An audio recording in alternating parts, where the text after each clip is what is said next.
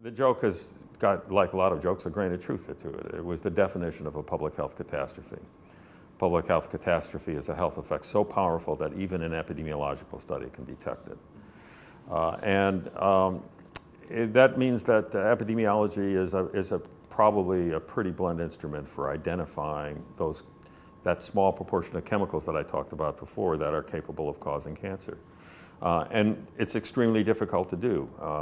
It's not an experiment, an animal experiment where we control anything. It's like Dr. Clapp says, it's an animal experiment where you let the animals out of the cage, and they get exposed to all sorts of stuff besides what you want them to.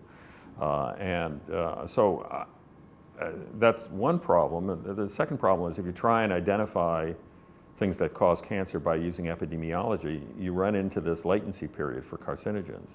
So that by the time you've identified them, like the asbestos case, it's too late. Even if you could get the stuff out of the environment immediately, you wind up for the entire length of the latency period suffering cancers from the previous exposures.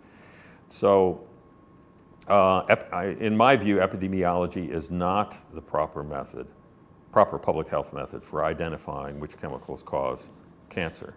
It's very important in the legal sphere because it's been erected as somehow the gold standard for whether something can cause cancer or not by industry, who knows that it's a very difficult threshold to meet. But it's very poor from the public health point of view. From the public health point of view, you would like to identify these chemicals